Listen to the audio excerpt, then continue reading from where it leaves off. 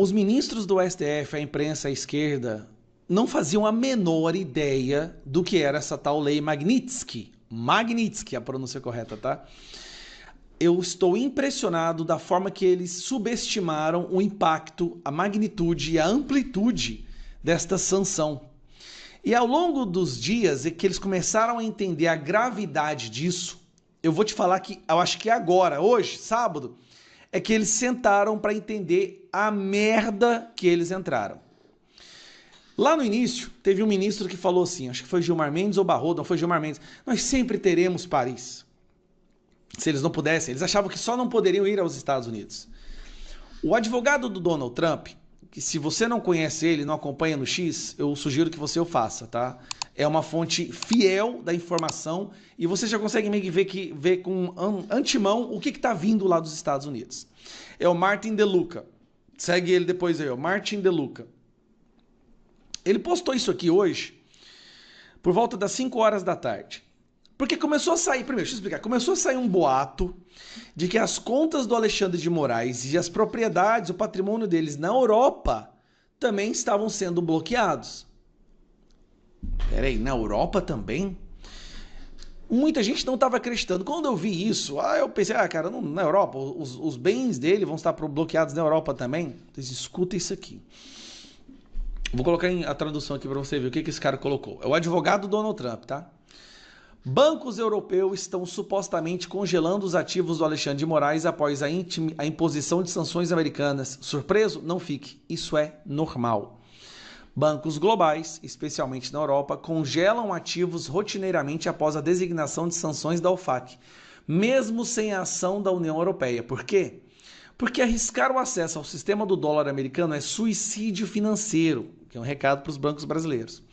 Ao escolher entre Moraes e o acesso ao sistema financeiro americano, é seguro presumir que os bancos não escolherão Moraes. Durante anos, Moraes congelou os bens de vítimas que atacou por meio de discursos políticos postados online, inclusive por usuários americanos em território americano. Agora, ele está experimentando o próprio veneno. Bem-vindo às consequências reais das sanções dos Estados Unidos por violações repetidas e sistemáticas dos direitos humanos. Aí muita gente começou a encher o saco. Isso não é verdade. Ele foi e colocou isso daqui, ó. Tradução. Não só é verdade, como é prática padrão. Não só é verdade, como é prática padrão. O que dá para entender aqui? Gilmar Mendes, ele é praticamente... Ele mora em Portugal e nas horas vagas ele vem trabalhar no Brasil. A vida do Gilmar Mendes é em Portugal. O patrimônio do Gilmar Mendes está na Europa, está em Portugal. Portugal fica na Europa. Olha a gravidade. Gilmar Mendes, que era o que mais brigava, esbravejava, fez um discurso absurdo, xingando todo mundo, xingando Eduardo Bolsonaro, Paulo Figueiredo. O patrimônio dele fica na Europa. Gilmar Mendes é um cidadão português, quase um cidadão europeu. E ele é o cabeça disso tudo, tá? Diz as más línguas que ele que colocou o Alexandre de Moraes para ser a ponta de lança. Ó, você vai aí, rebenta todo mundo que nós segura aqui atrás. Será que vai continuar segurando? Essa informação, ela é gravíssima. Para esse grupo, ela é gravíssima. Eu não sabia disso. Os bancos da Europa também vão bloquear o cara. Os ministros do STF têm contas na Europa. Imagina uma coisa dessa, o cara tem dinheiro lá, vai ser bloqueado. Rapaz, o Gilmar Mendes, quando descobriu isso, ele deve ter pulado de uma altura, falou assim, onde foi que eu fui me meter? Não tem outra saída para esse pessoal. Eles podem esbravejar, eles podem fazer o que eles quiserem, como eu disse, podem prender algumas pessoas aqui, vai ter busca e apreensão, a gente já está esperando isso já é normal do Moraes. Mas as consequências das suas ações serão terríveis, drásticas, irreversíveis. Tudo pode voltar ao normal. Tudo. Na minha opinião, se o STF larga a mão do Moraes, deixa o Moraes quieto, Moraes vai ter que sair do STF, não tem como ele ficar mais, impossível. Eu acredito que tudo se acalma. Eu acredito que tudo pode voltar ao normal. Mas como vocês sabem, eles estão tão inebriados de poder há tanto tempo, cercado de um receptáculo de puxa-sacos impermeáveis, Eu acho que eles não vão ouvir mais nada da voz da razão. Vai ser terrível. Se tudo continuar nesse caminho, em breve nós teremos a maioria dos ministros da Suprema Corte Brasileira sancionados por uma lei que foi criada para punir terroristas, traficantes e violadores de direitos humanos. Como que vai ficar a credibilidade dessa corte diante do mundo?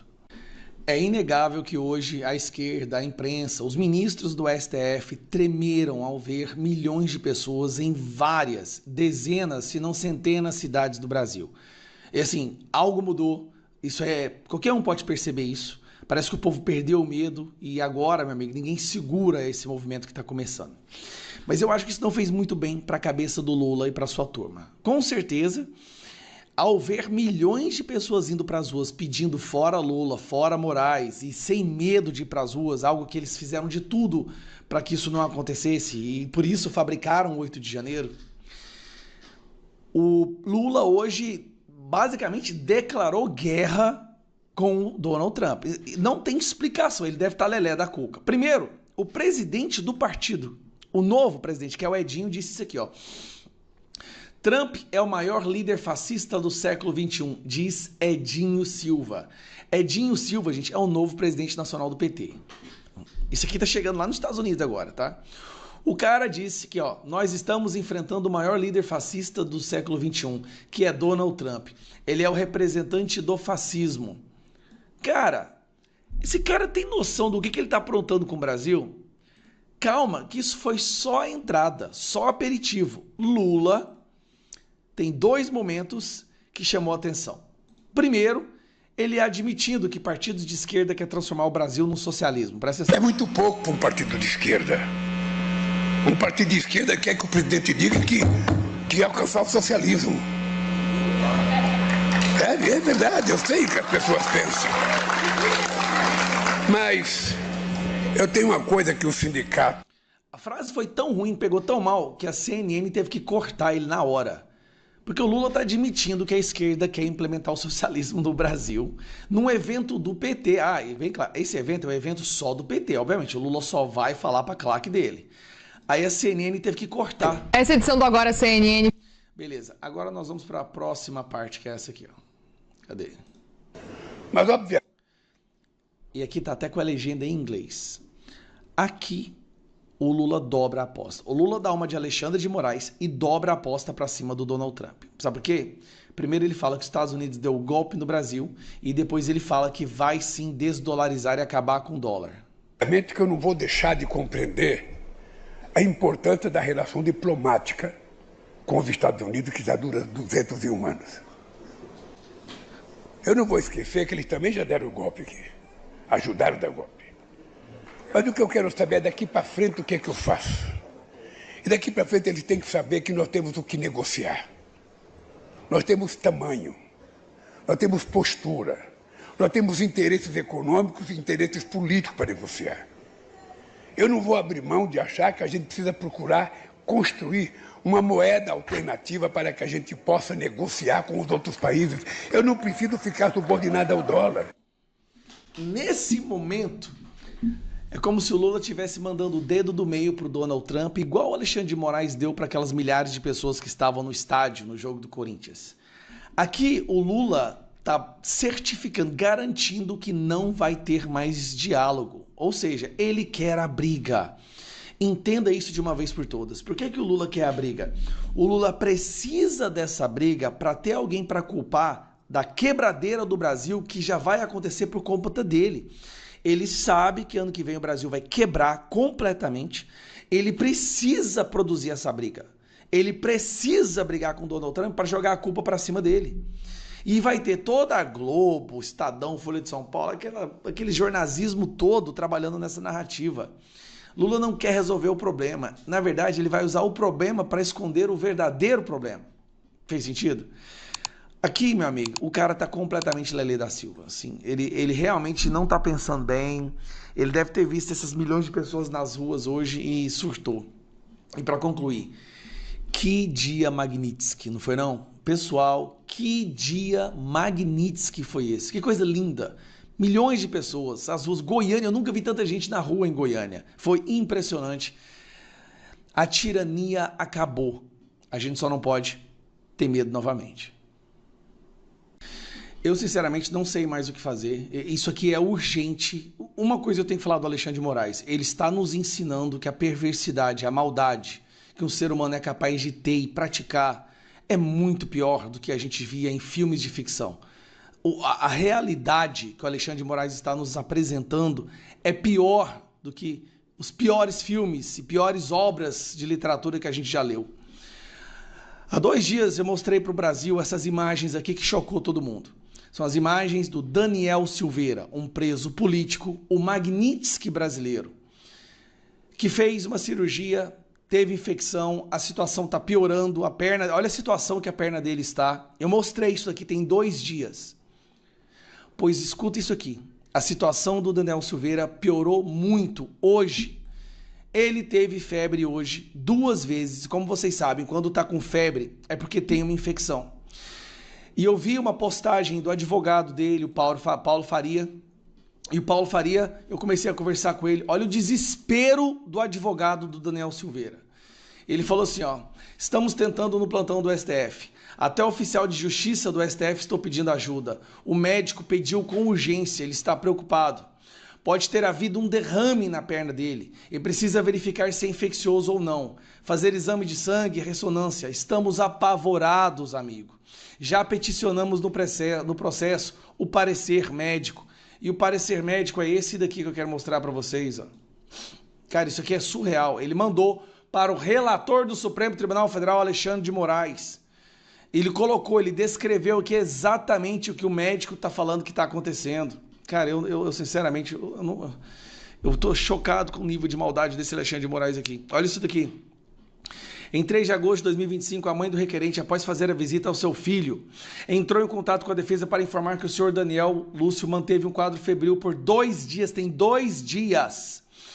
Nesse diapasão, a defesa entrou em contato com o Dr. Raimundo, da ortopedia e traumatologia, responsável pela cirurgia e acompanhamento pós-cirúrgico. Daniel Silveira informou a situação relatada pela genitora. Em seguida, o médico informou a necessidade urgente do requerente retornar para o hospital para fazer avaliação médica especializada com exames complementares de imagens, tais como ressonância magnética e exames laboratoriais, a fim de afastar a infecção articular e, por sua vez, evitar riscos inerentes a tal enfermidade de elevada gravidade.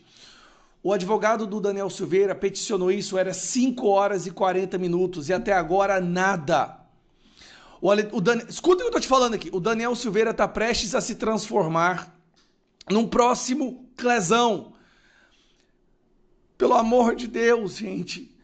A gente usou o avião da FAB para trazer uma corrupta do Peru em asilo humanitário e nós temos um ex-deputado federal que por causa de um vídeo vai morrer na prisão. Alexandre de Moraes, você quer um outro Clezão nas suas mãos?